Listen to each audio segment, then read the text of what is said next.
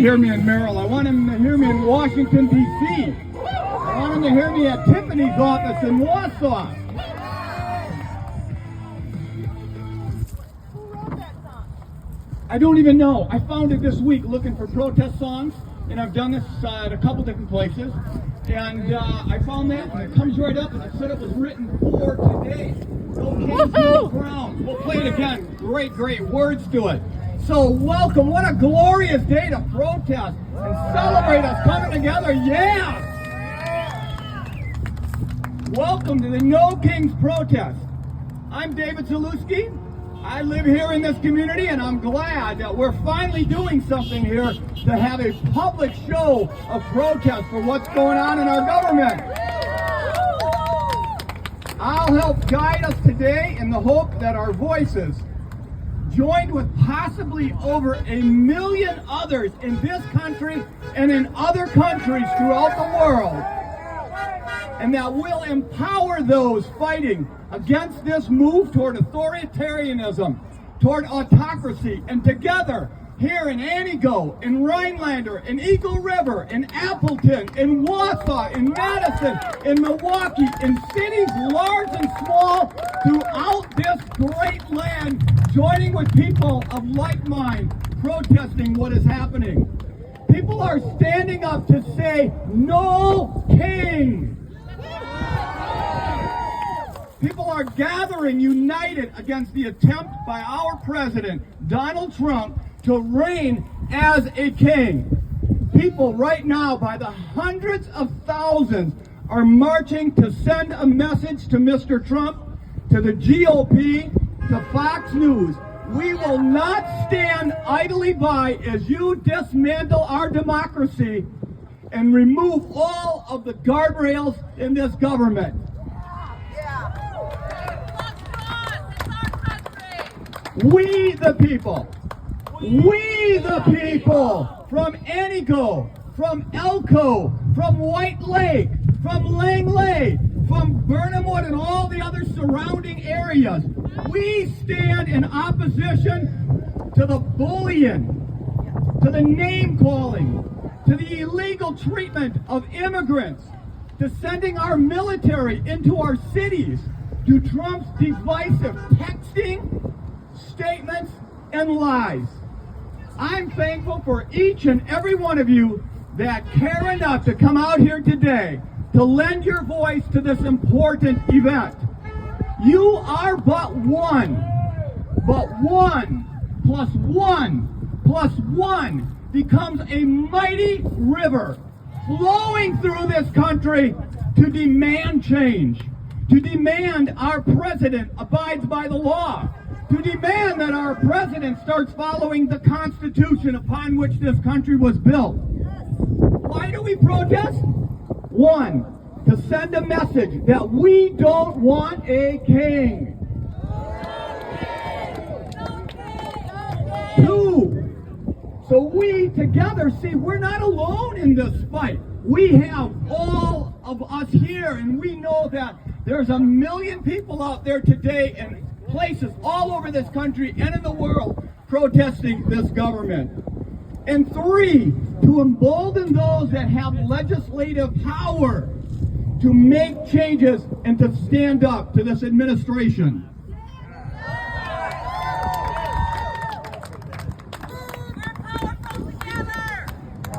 Mike Johnson, our backboneless Speaker of the House, has labeled this protest Hate America protests.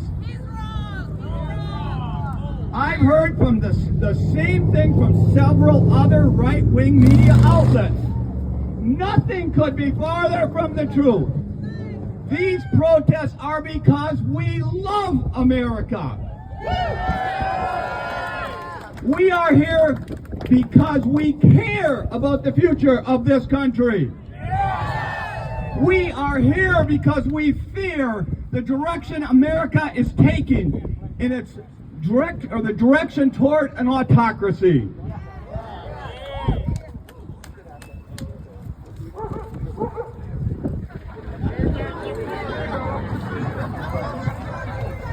Dogs can bark too. When I lived in Israel, I met people who had survived the Holocaust. Right next to me, in the apartment that I lived on, the couple had survived in a concentration camp, and they had the numbers of that concentration camp tattooed on their arms. After leaving Israel, I was given the opportunity to teach in communist Poland. Up in the mountains of Krakow, I experienced firsthand the rule of an autocrat. While there, I visited 3 concentration camps. I walked the paths of horror in Treblinka, in Birkenau, and in the most dreaded Auschwitz. Hitler made the Jews the scapegoat in order to distract the rest of his country and the world from his real plan of conquering Europe. He bullied universities. He denigrated the free press and made them bow to his will. He went after all of his political enemies and anyone who would stand up against him.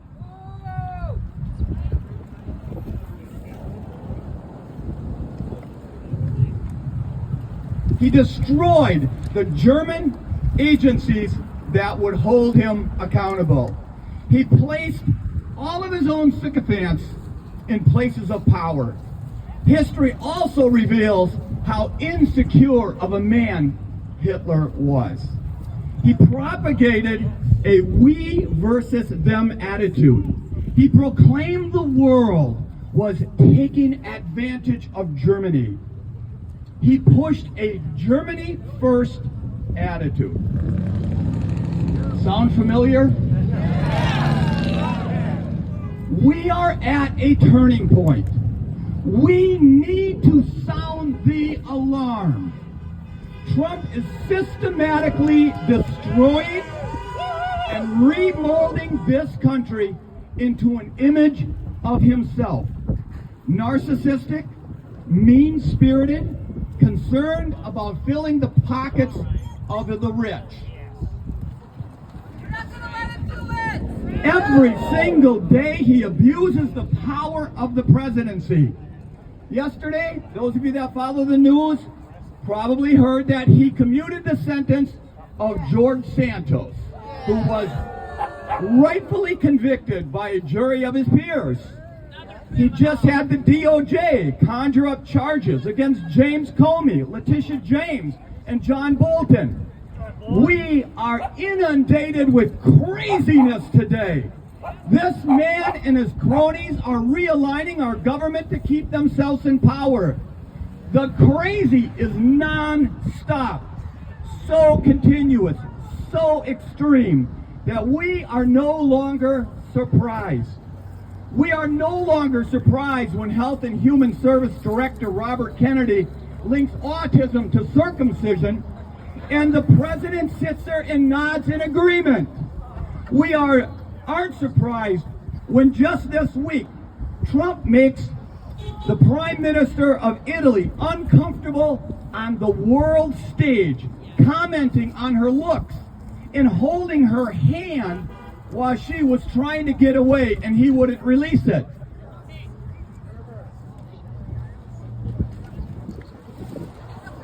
We aren't surprised when he comments on his press secretary this week to the press on Air Force One about her lips. Or when he rips Jasmine Crockett, this black woman in the House of Representatives, saying she has a low IQ. The days when we heard him say, grab them by the you know what, are gone. We aren't surprised when he holds back congressionally appropriated money from blue states and blames the Democrats for the shutdown, even though Republicans control every branch of the government. We aren't surprised when Trump sends the military into metropolitan areas that didn't vote for him, lying continuously about the crime rate.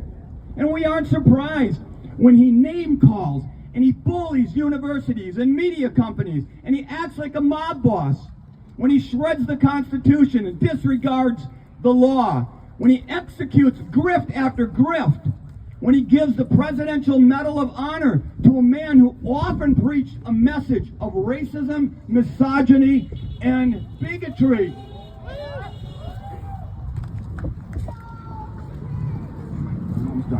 We aren't surprised anymore. We aren't surprised anymore. But we damn well should be. We should be appalled.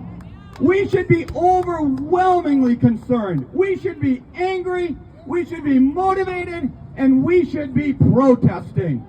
That is why we are here. We don't want a king.